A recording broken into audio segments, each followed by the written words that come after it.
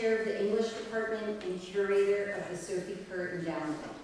I am so pleased to welcome you to the 2024 Sophie Kerr Prize Ceremony. We are gathered to celebrate great writing and to hear from our finalists. These 5 writers have achieved so much in getting to this stage. Liv Barry, Dante Chavez, Sophie Foster, V. Sharp, Joshua Torrance. Please join me in again congratulating our finalists.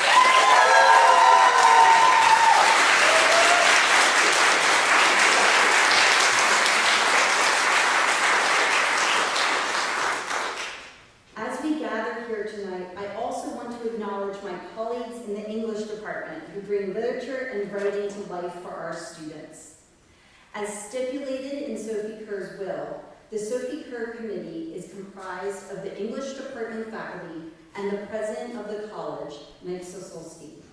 We appreciate his support and that of our provost, Ki-Ho Kim. This event is indebted to the expert guidance of many, especially Professor James Hall, Heather McLennan, Maya Kimura, Dolores Jones, and Carolisa Carpenter. First, a little background about the prize and its namesake. The Sophie Kerr Prize is the largest undergraduate literary prize in the United States. It is larger than the Pulitzer Prize and National Book Award combined. This year it is worth $77,057. By the terms of Sophie Kerr's will, the prize is awarded to a single graduating senior chosen for having the best ability and promise for future fulfillment in the field of literary endeavor. Everyone who submits a portfolio to be considered for a prize shows their dedication to the literary endeavor, and we hope you will all keep writing. Yet the prize is not all Sophie Kerr has given us. Kerr insisted that an equal amount of funds should be dedicated to programs in literature and writing that benefit all students. The Sophie Kerr Gift funds scholarships, students' research trips, internships, library acquisitions, visiting writers, and so much more. Writers and scholars are brought to campus every year to talk and work with students on fiction and nonfiction, poetry and publishing, journalism and editing, literary criticism, and creative writing. Walk through the Rose O'Neill Literary House, and you will be amazed by the posters chronicling the literary greats who have visited. Jericho Brown, Henry Louis Gates, Allen Ginsberg, Colin McCann, Toni Morrison, Maggie Nelson, and so many more. Kerr's own visit to Washington College prompted this magnificent gift. Born in 1880 in Denton, Maryland, here on the Eastern Shore, she graduated from Hood College and the University of Vermont. Kerr made her career in the literary, editing, and publishing world of New York City, rising to managing editor of the Woman's Home Companion. Over the course of her 40-year career, Kerr published 23 novels, 500 short stories, and countless articles in popular magazines. Several plays she wrote or co-wrote ran on Broadway, and one was turned into a Hollywood film. Washington College recognized Kerr's distinguished career in 1942 when it awarded her an honorary degree as a notable Eastern Shore native. At commencement, Kerr sat outside Smith Hall alongside First Lady Eleanor Roosevelt. Kerr was so taken by this experience and her continuing relationship with the college in subsequent years that she created the endowment. But Sophie Kerr didn't merely bequeath money to Washington College.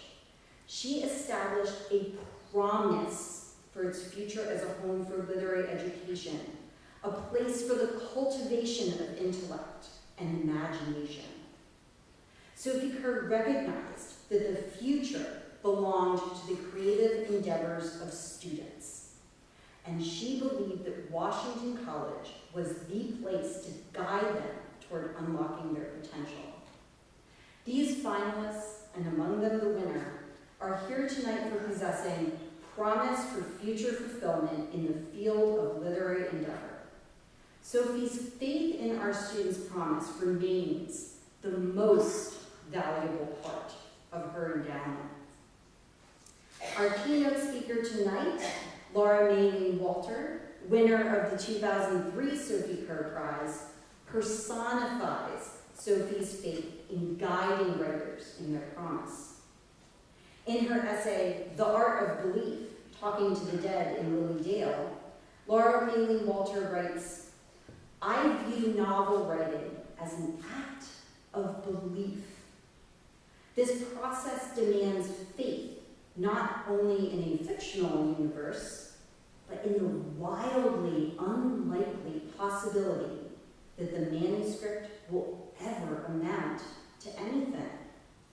To draft the first words of a novel with the hope that it might one day find a readership can seem as fantastical as speaking to spirits." Laura has taken that leap of faith with her debut novel, Body of Stars. In this speculative feminist novel exploring fate and free will, the future is written onto the bodies of women and girls. The arrangement of moles on the woman's body spells out future events, including illness and death. But the protagonist and her brother discover that this predictive power might be just the thing to undermine the repressive, misogynistic government and subvert its surveillance. Full of incredible world building and richly complicated characters, Body of Stars is dystopian fiction gone hope punk, beautifully and lyrically written, fiercely feminist, in the tradition of Margaret Atwood and Octavia Butler. Walter's vision as a writer constantly asks, how can we envision new origin myths for a freer social sphere? Laura Maylene Walter's writing has appeared in a host of literary magazines and journals, including Poets and Writers, the Kenyon Review, Literary Hub, Slate, and The Sun. Body of Stars was a finalist for the 2022 Ohio Annual Book Awards, and it was named Book of the Month for the UK Booksellers Association in March 2021. Her writing has garnered awards from the Sewanee Writers Conference, the Tin House Writers Workshop, Chautauqua, and Yaddo. She is the recipient of a 2012 Ohio Arts Council Individual Excellence Award, a 2022 Barbara Deming Memorial Fund grant, the Ohioan Library Association's Walter Rumsey Marvin Grant, and the G.S. Sharratt Chandra Prize for short fiction. Her first book, the short story collection Living Arrangements, won a National Gold IPPY Award and a Silver Forward Book of the Year Award. Laura grew up in Lancaster, Pennsylvania. After studying literature and creative writing here at Washington College, where she won the Sophie Kerr Prize, Laura worked in several nonprofit positions and as the senior editor of a trade magazine prior to pursuing her MFA in fiction at Bowling Green University. At Bowling Green, she taught creative writing and composition, served as the fiction editor of Mid-American Review, and coordinated Winter Wheat, the Mid-American Review Festival of Writing. From 2016 to 2021, she served as a regular blogger for the Kenyon Review. In 2017, she helped found Literary Cleveland's Gordon Square Review, where she served as editor-in-chief until 2022. During her tenure, pieces appearing in Gordon Square Review received a Pushcart Prize and publication in Best of the Net and best small fictions. Currently, Laura is the Ohio Center for the Book Fellow at Cleveland Public Library and the host of the Page Count podcast. She leads writing workshops for Literary Cleveland, was the 2022-2023 fiction mentor in the Breakthrough Writing Residency, serves as a contributing editor of Cherry Tree, and is a freelance writer and editor. She has taught as guest faculty in the Neo-MFA program at both Kent State University and Cleveland State University, as well as in the Pocket MFA. Laura Malin-Walter acknowledges that novel writing, that all writing, is an act of belief. Belief in promise in the unknowable future. She concludes the essay I quoted at the outset by saying, in fiction, I can make the art of predicting the future a tangible reality. And in the process, I can discover visceral emotional truths. That ability to turn promise, to turn a future into words that reveal visceral emotional truths is just what Sophie Kerr hoped for when she endowed this prize. Please help me to welcome back Laura Malin-Walter to Washington College.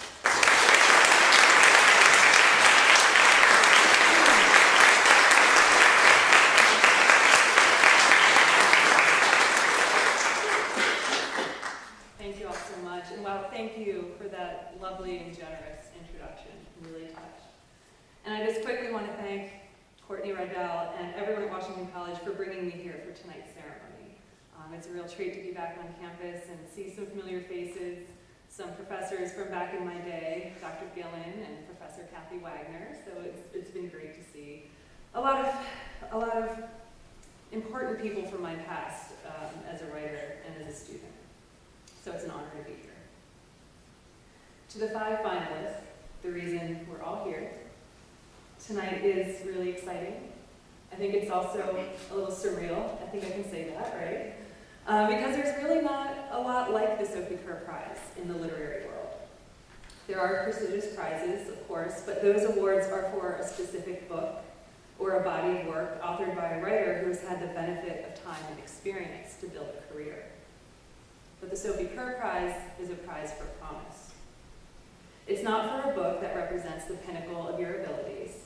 It's not a retrospective award to honor the scope of a career, but rather it's for the work that still lies in your future, for what you might one day be capable of.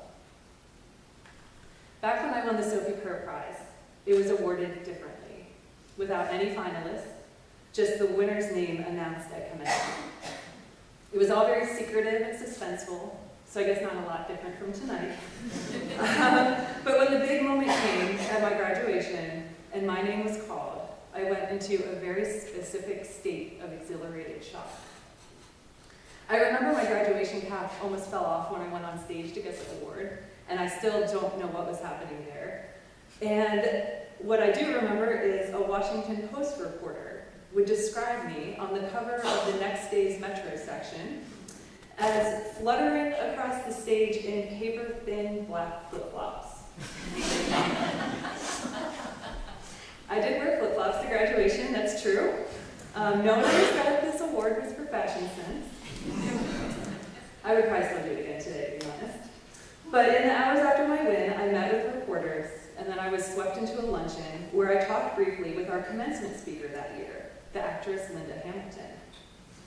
Having a casual chat with Sarah Connor from the Terminator franchise was a disorienting but somehow fitting conclusion to a wholly unbelievable day. Unbelievable because while I very much wanted to win the Sophie Kerr Prize, I didn't dare to imagine it would actually happen. So winning gave me a dose of validation for my writing that I very much welcomed. Meanwhile, everyone was asking me, what are you going to do now? At the time, I had a second job interview lined up with a nonprofit agency in Washington, D.C., just a couple days after graduation. When I arrived for the interview, the assistant director flung open the door and hugged me, which was not something I was expecting at a job interview. She and the director had read the piece in the Post, including the boss, and they miraculously still wanted to hire me. In fact, they told me they were relieved I'd showed up for the interview at all after winning the Sophie Kerr Prize. I think they just thought I would disappear in a puff of like money and Word documents. But I showed up, I was very responsible. But their reaction was a reminder that I did have new opportunities open to me after winning the Sophie Kerr Prize. It gave me a financial safety net, which I dearly appreciated and needed. My mother had died rather suddenly 2 years before, when I was a sophomore at Washington College.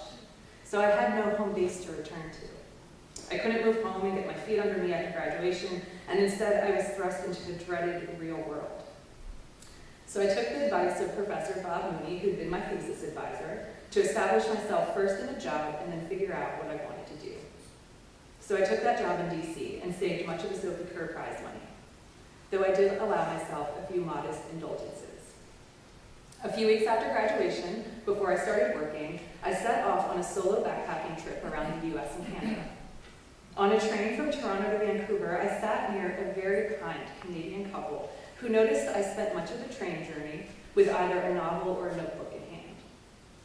When they asked if I was a writer, I told them yes, I was. And in fact, I just won a big literary award at my college graduation. So embarrassing. But I mentioned it not to brag, but because the Sophie Kerr Prize had loomed so large in my life these last few weeks that I felt they needed to know about it, to know me. And I thought that the fact of my winning that prize might be what defined me as a real writer. As you can probably imagine, they reacted to this unprompted news of my award with tepid politeness, which makes sense considering that this non-literary Canadian couple had no idea what the Sophie Kerr Prize was. And because I wasn't so shameless as to explain that it was the largest undergraduate literary prize, or how much money I had, they had no way of knowing why it was important. So it was there, on a train hurtling toward the Canadian Rockies, that I first started to understand that this prize that meant so much to me wasn't actually the biggest, most important thing. The money would help me in the future, and it would be and remain something I am utterly grateful for. But it couldn't change my life in the way I just wanted it to, which was to ensure that writing would be a meaningful part of my future. The money was wonderful, but it couldn't make a writing life for me. Only I could do that. In this moment, the prize must seem huge to our finalists. And it is a big prize, that's true. But it's also smaller than you might think when you consider the scope of a literary world.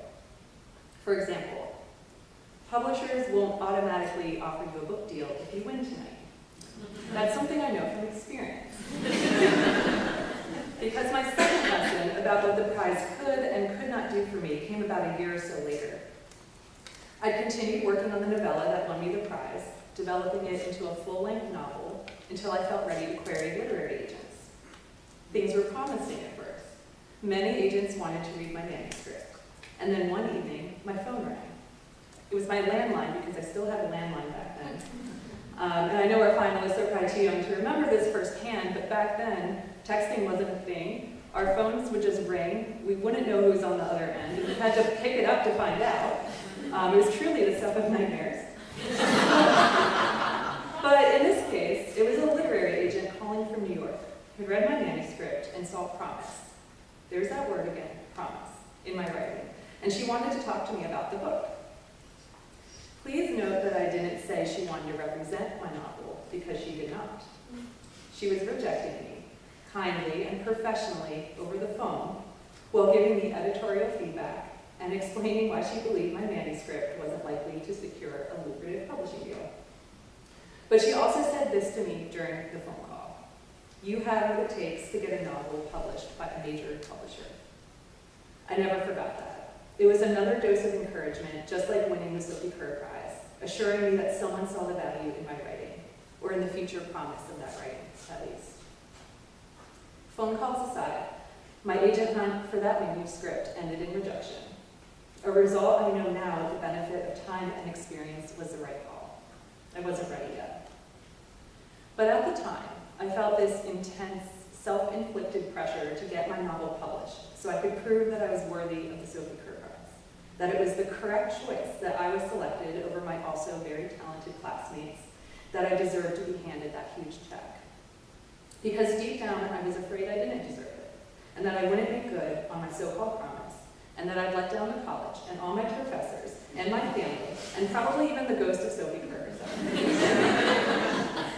Most of all, I was in a hurry. I wanted to blaze through all the steps and just get my publishing deal as quickly as possible. But here's the thing. The writing life does not work like that. Remember, this prize is for promise, and writers don't develop overnight. They just don't. It takes time, sometimes many years. It takes persistence and dedication and resilience.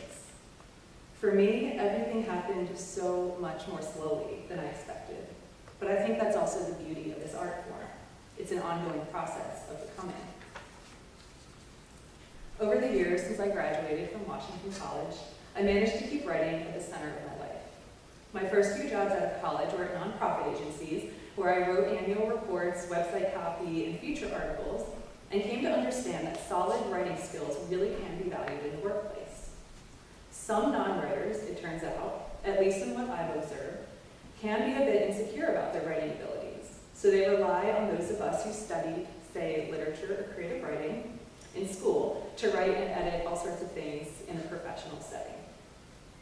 I also began freelance writing on the side, and then I worked as an editor as a trade magazine, and now I work for Cleveland Public Library, previously as a writer and editor, and currently I have the dream job of interviewing authors, librarians, and publishing professionals on a literary podcast. On my lunch break at work, I can wander over to the literature department to find nearly any novel or collection of stories or poetry I might want to read, as I did just last week when I checked out some books by Sophie Kerr. While those jobs were the ones that paid the bills, I was also building a second parallel career for my creative writing all the while. After college, I attended writing workshops and joined critique groups and made new writer friends.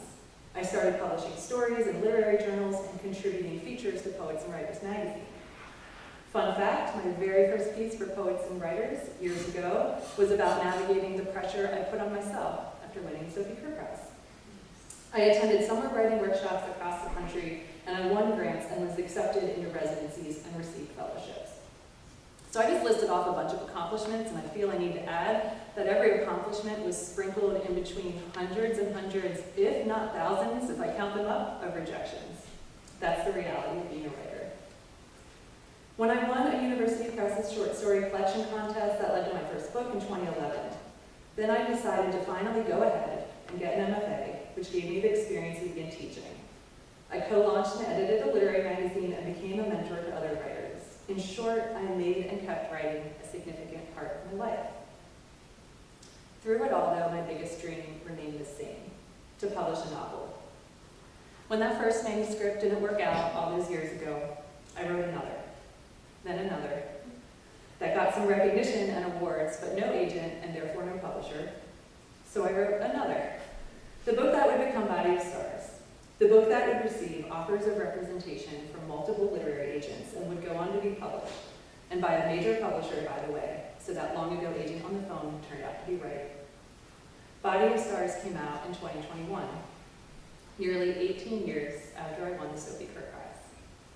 If you told me back then, as a 22-year-old college graduate, that it would take me that long to publish my first novel, I would have descended into total and complete despair. But now I'm just grateful that it happened and that I honored my own love of writing by never giving up. I have to imagine our finalists tonight also hope to make writing a lasting part of their lives.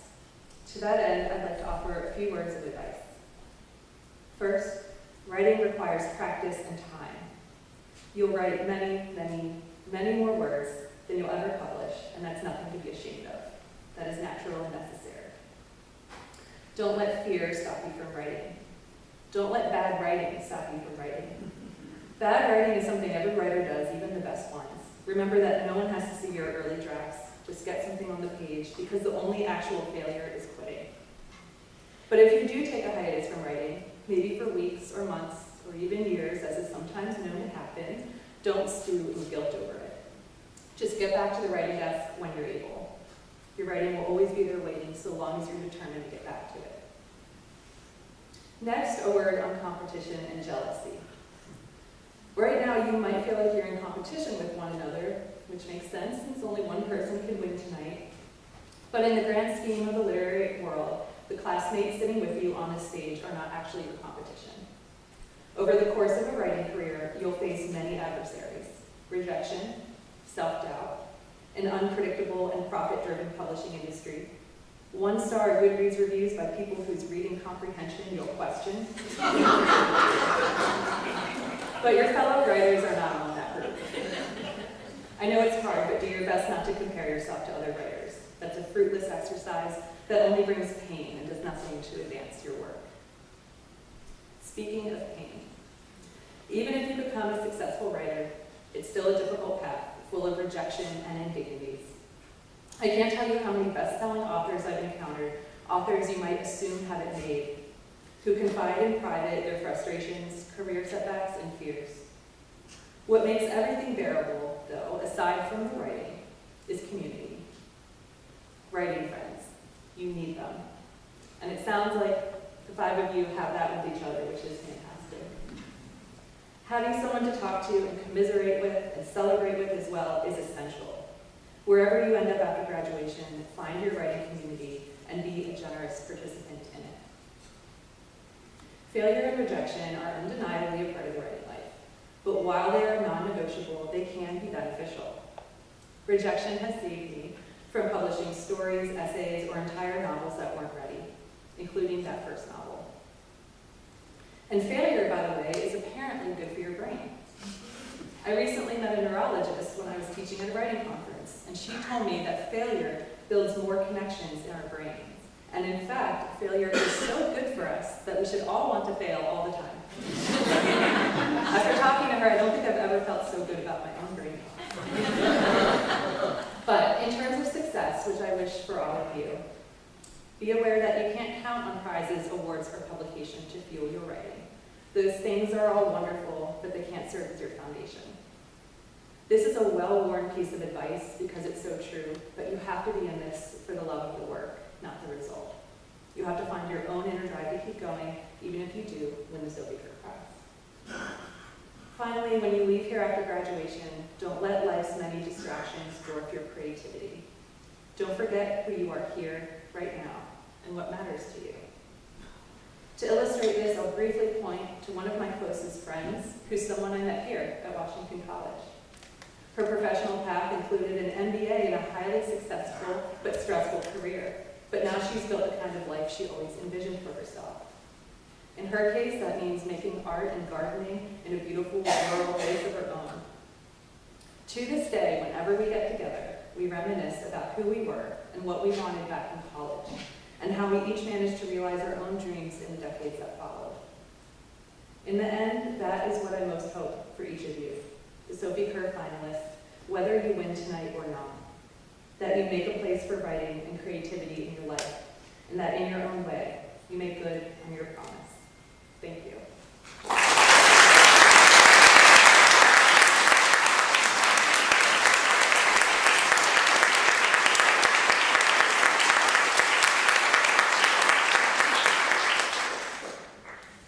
Now it is time to hear some writing from our finalists. Yes. First, allow me to introduce Liv Berry. Liv Berry is a communication and media studies major from Baltimore, Maryland, minoring in journalism, editing, publishing, and theater, who served as editor-in-chief of The Elm. Please welcome Liv.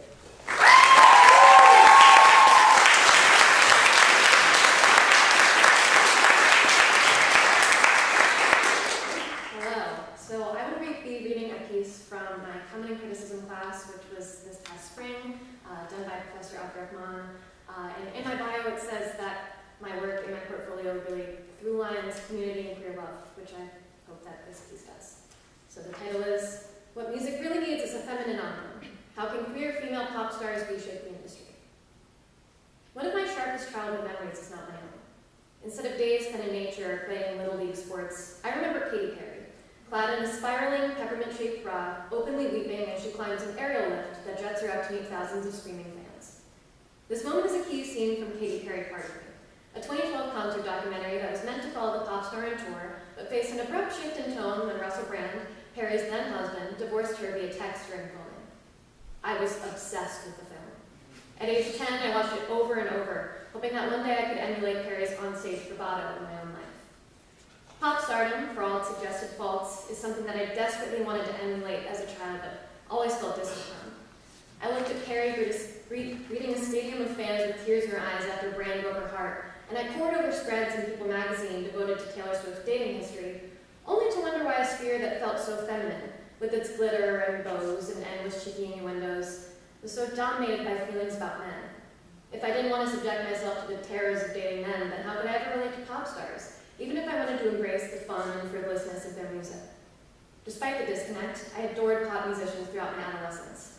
Carly Rae Jepsen, Beyonce, and Britney Spears still routinely find their way into my Spotify Wrapped. While I love their music, I must project my own feelings onto these musicians to bridge the detachment that I felt from the feelings that they sang about. Then, something finally clicked in my love for pop music.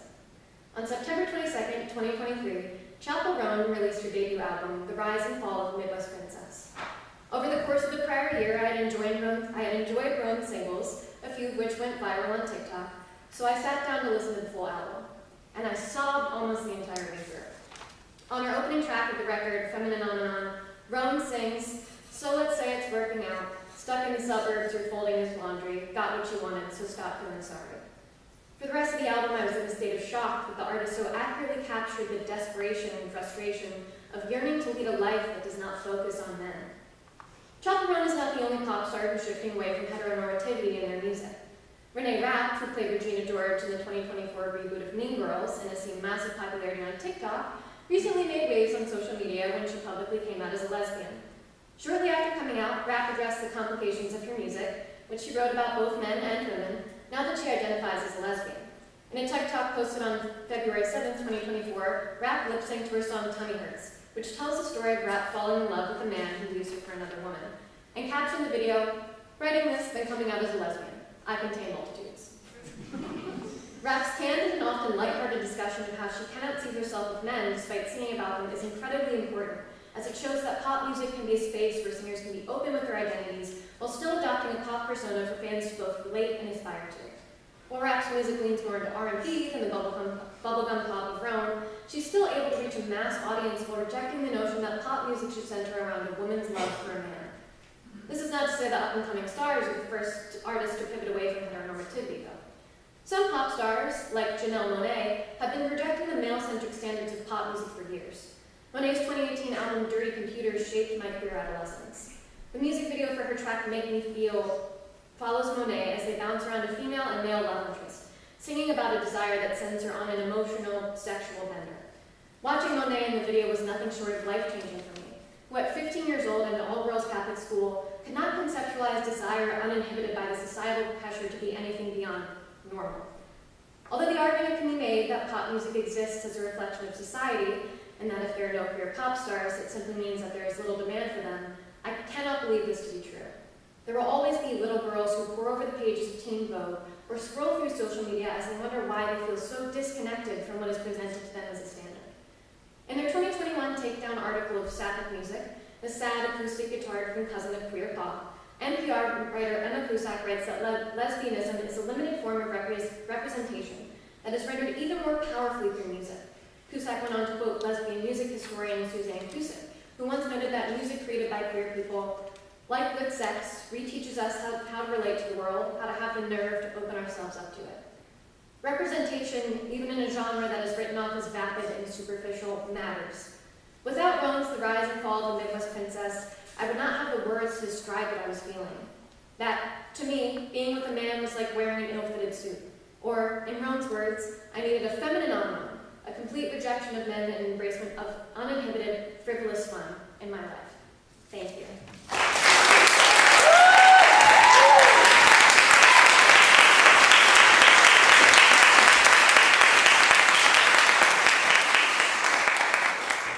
Thank you, Liv. Next, we have Dante Chavez. Dante Chavez is an English major with minors in computer science and creative writing from Baltimore, who served as an intern for the Rose O'Neill Literary House and the Cherry Tree Young Writers Conference. Dante, will you read it?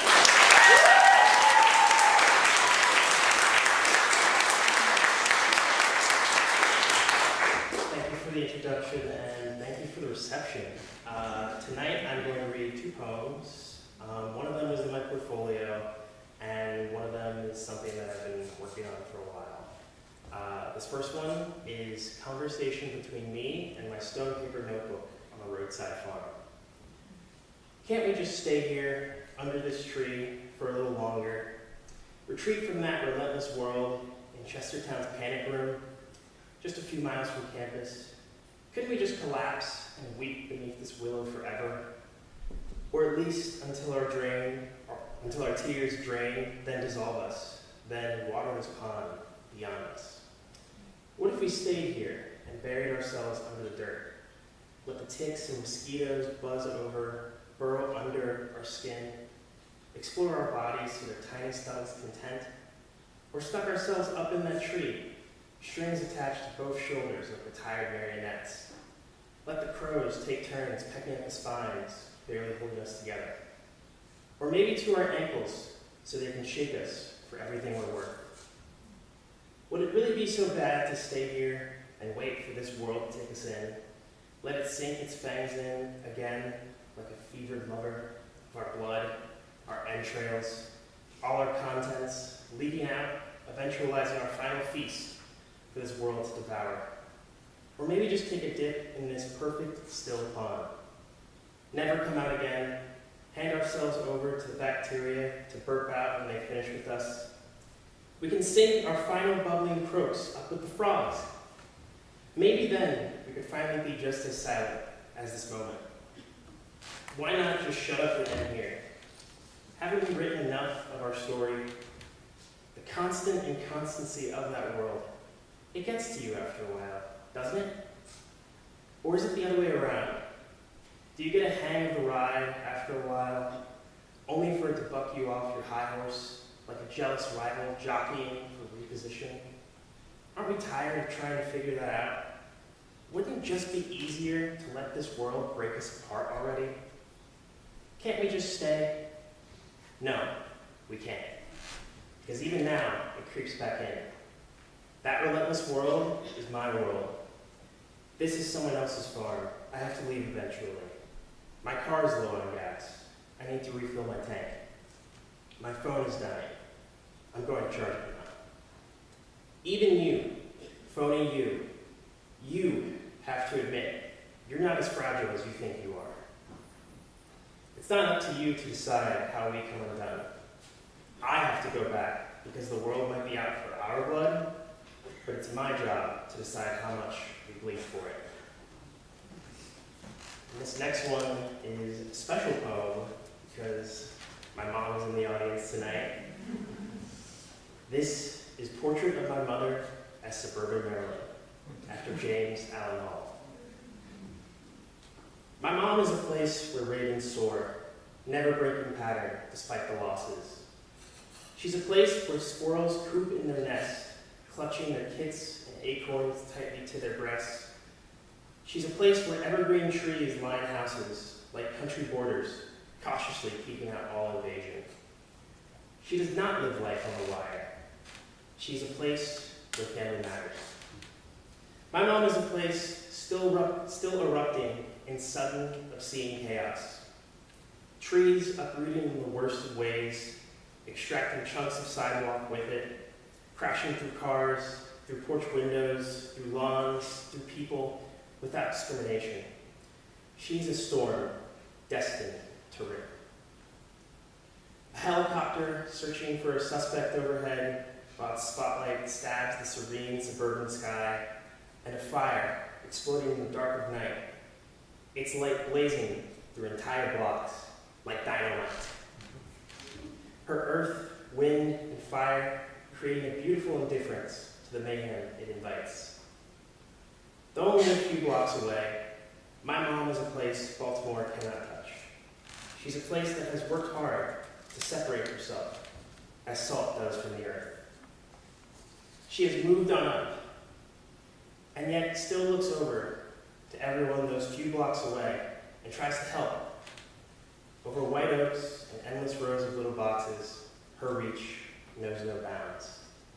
Thank you.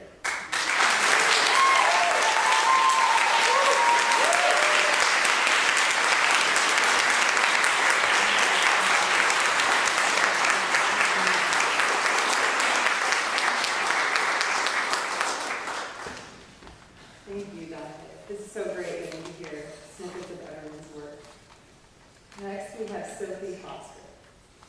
Sophie Foster is an English major who served as editor-in-chief of Collegian, president of Writers Union, and opinion editor of The Elm. Please welcome Sophie.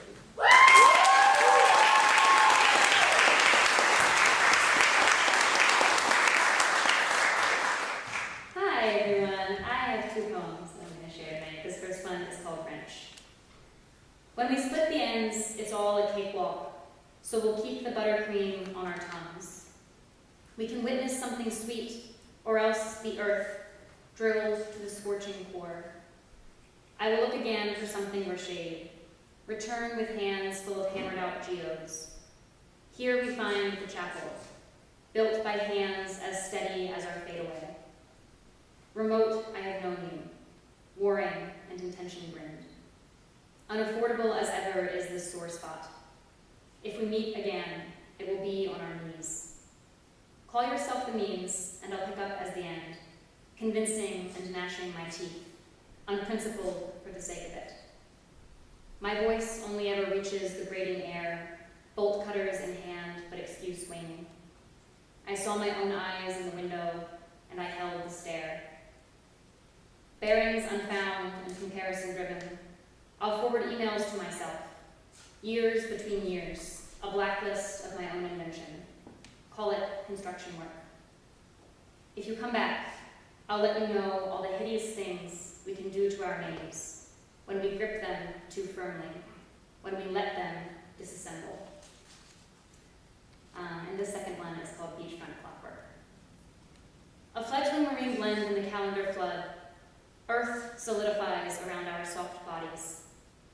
Earlier we sank into crayon sketch hills, moved light as a gliding paisley hymn, fell steadfast into morning cool dunes. It's the rouge of animation, the blush of fresh life that keeps us awake. Our girlhoods fold into sea foam, awash with aquatic spirit, drifting out into Atlantic pools. Didn't we crave that stiletto tremble, that hum of unembellished desire? Swept upward into sensibility, now our bare heels sink into sand, hours somersaulting, lime-juiced carousel. Blinking in the all-new moonlight, we go flowering to flowered and still are witnesses to our own advents, unwilling as we'll always be, sapphired by our sprouting. Persistent morning dewdrops. Aren't we good together and bathed in dawn's crisp sun? Aren't we beautiful? Aren't we bright? Thank you.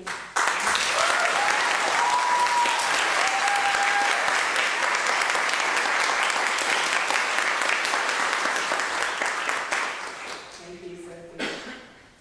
Next, we will hear from Vivian Sharp. Vivian Sharp is a double major in English and art history and a minor in creative writing, who served as the art director for Collegian for 2 years and copy editor for The Elm for 3. V, please join us on stage.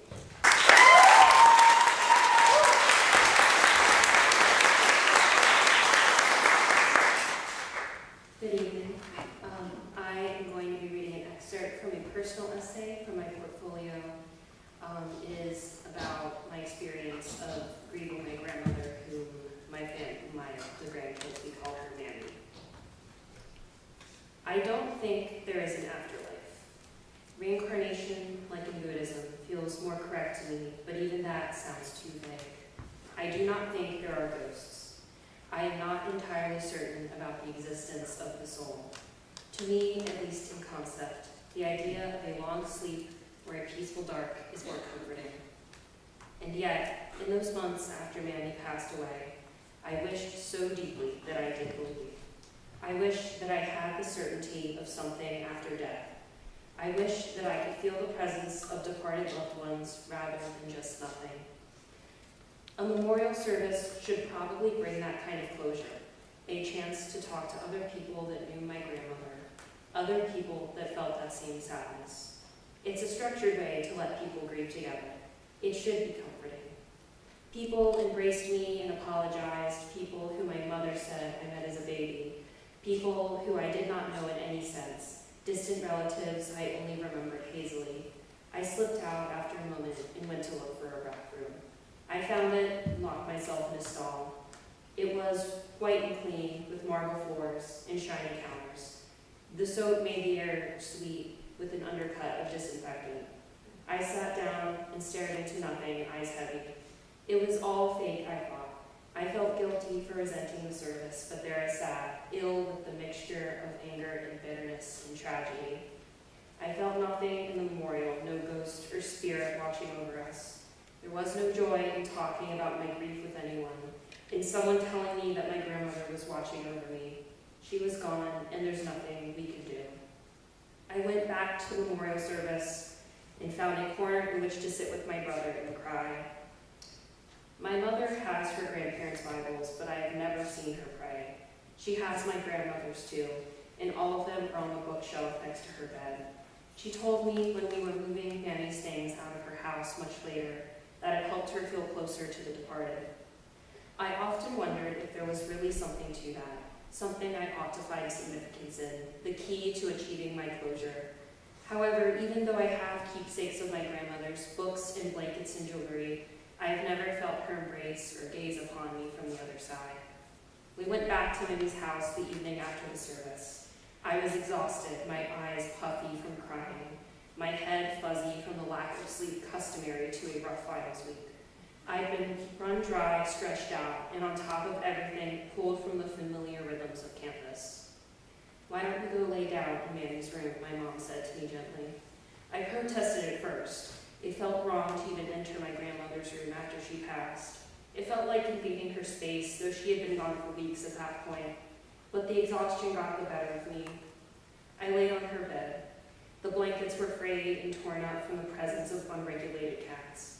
They felt rough under my hands as I put one of her knitted blankets over me, laid on my side, closed my eyes.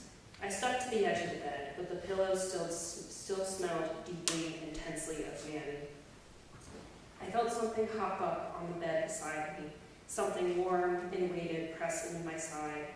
I opened my eyes and looked to my right. Manny's newest cat, Maggie, whom I had not met yet, was curled up beside me. She was a fluffy, gray thing. Her eyes were always wide, as if she were alert or surprised. She stared at me and curled up flush against my side. Her body vibrated with the rumble of her purr, though her fur was matted in places from living in an empty house for so many months, since my grandmother had first gone to the hospital. I held her close and went to sleep. It felt silly to think, and still does, but I felt closer to Manny in that moment than I ever did. There was no ghost or God in the room with me, just a cat. I don't really think that my grandmother is with me through her cat, but I know that she loved every single one she ever had dearly. My mom even noted it in the obituary. For me, my comfort is not in imagining Manny watching over me or taking care of me after she's gone. If anything, the thought of my grandmother watching my every move is less than pleasant. It is the connection with what she loved in life, I think, that has given me closure. Appreciating what gave her joy makes me feel that same embrace of musty love as how I felt when I stayed at her house. My mother gave me a coffee mug that, according to her, I decorated for my grandmother when I was young. It is covered with scribbly drawings and half-legible letters. It was certainly a fitting gift for her. My grandmother, after all, loved a cup of hot black coffee, and so did her mother before her. We keep Manny's ashes, along with photographs and dried flowers, in a bookcase in the front room of our house. I put the mug there. Maybe she can't use it, but I can remember that she used to. I don't particularly like black coffee, but I've been trying to acquire a taste for it. Thank you.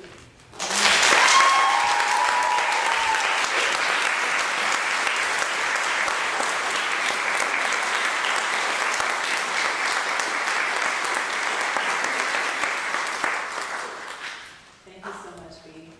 You know, the act of writing can be so vulnerable itself, and for us to be able to hear these 5 voices is just something I think we're all lucky to be able to do right now. So we have one more reader, Joshua Torrance.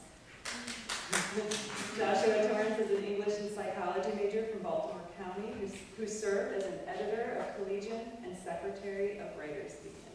Joshua?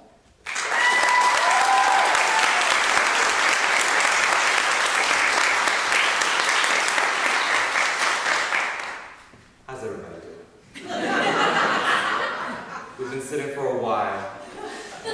for a second. Let's move. Can we move a little bit? Like stretch, do something, and also breathe. That was more for me than it was for you. Today, I'll be reciting 2 of my poems. This first one is Making Out with God. I am bound to what I breathe. Water rises through the tree, and many green hands open, as if to reach, as if to touch. But there's no sense to this. The air seems like light on my tongue. And this next one is called Love Song. The boy pulled the boy out of the tree, dragged him out by his ankles, kicking and wild, clinging to the dead bark where he had slept for 10,000 years. But hunger, but thirst, but tongue dry as a midwinter day, the boy pulled the boy into his arms, warmth and drum and thaw. The boy buried his face in the boy's chest because the sun was too loud, and the geese would not stop calling, and waking up was a wound, a red word etched on the boy's bare thigh. This boy, these arms, what were they here for? What had they come to do? They held him. He held him, and their shared being cast a shadow, like some new beast on the melting snow. The boy took on the boy's strange scent. Oak. Oak and sweat. Thank you.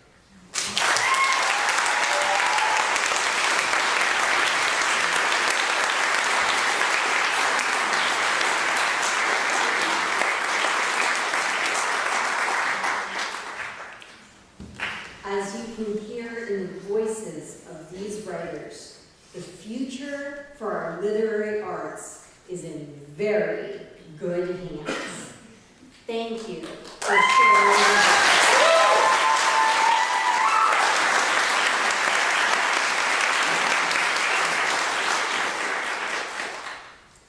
The moment has arrived. To announce the winner, I call to the stage Washington College President and member of the Sophie Kerr Committee, Dr. Mike Sophie.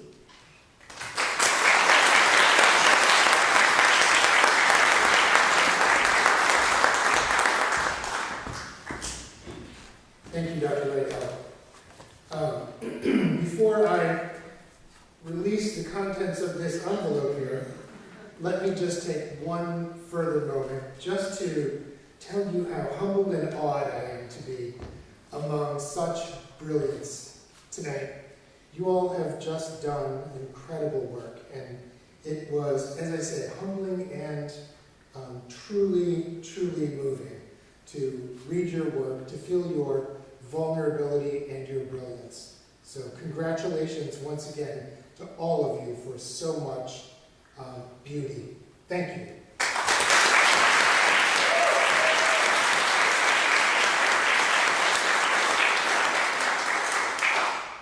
And now the moment has come.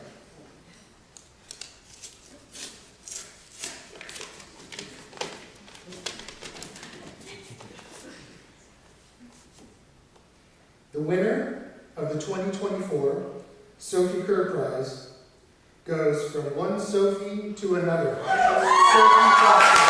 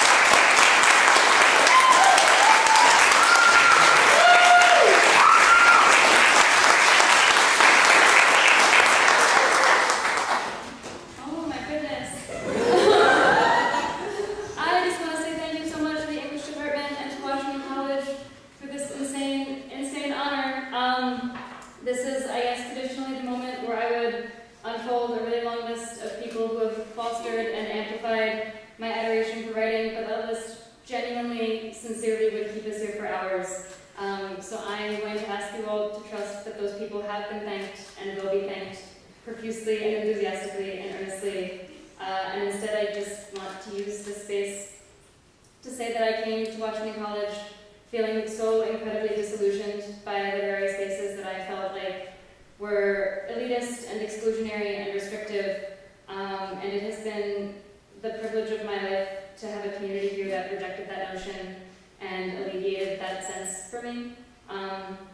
My portfolio was titled Interim, and I structured it as this sort of navigation of liminality and ephemerality as a way of trying to sift through and deal with my departure from this community that has completely reinvigorated my faith in and love for literary spaces. And I've said this before, if you know me at all, but I really don't view any part of these last 4 years as a time of transition or of like waiting for life to start. I think ultimately we've all been living it, most of us for 21, 22 years now. And as much as this moment is an unbelievable, insane honor that I'm going to need like 3 to 5 business days to parse through. And as rewarding as it was to complete my thesis and as grateful as I'll be to have a diploma in hand soon, none of these things are what I feel like I'm really going to carry away long term from this place. Money gets spent and accolades are nice, but I would still so genuinely feel like the absolute luckiest person in the world walking away with absolutely none of those things because of this impossibly rare community I have been granted here. These other 4 finalists are some of my very best friends and very favorite people, and I would not say that if I didn't mean it. I have spent more time with any one of them than with all of my immediate family combined, much to my mother's dismay, in the past few years, which is how I know that this is the most subjective, impossible award in the universe, because every single one of them and several people who aren't on this stage are also brilliant writers and are going to continue to be brilliant writers, and I will be reading for the rest of my life all of the things that they write and the things that they do. I genuinely see it as my greatest honor that I'll get to witness that brilliance and watch them all thrive, and that includes people I've been on editorial boards with, people that come to writers' union meetings, everyone at the Lit House, and people in the English department, people I've been to conferences with, everyone who's watched reality TV on my living room floor at night over and over again. And that's my big takeaway, and that is what I'm choosing to focus on. So if you've been a part of that community in any way, genuinely, sincerely, deeply, thank you. I will carry it with me every single day, wherever I go. And I want that note of community to be the note that I go away from here on. So thank you all for coming and for listening to me talk and for listening to all of us read. And have a wonderful evening. Thank you.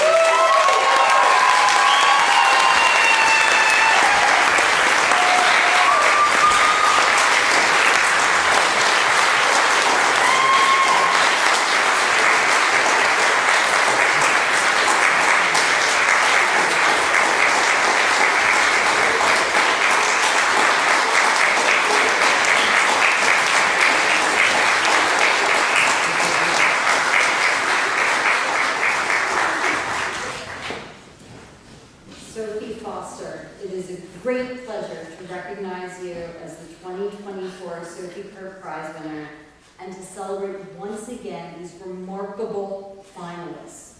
Liv Berry, Dante Chavez, V. Sharp, and Joshua Torrance.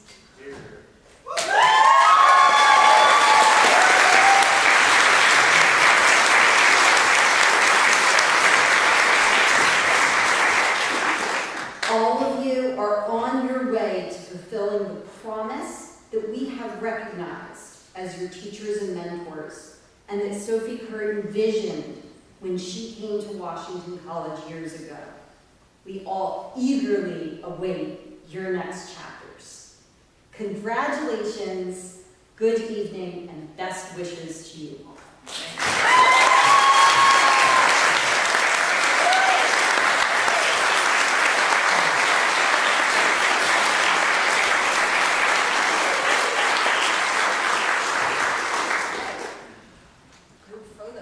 Oh, that. Are we? Let me hear the old thing. Got everybody in the background.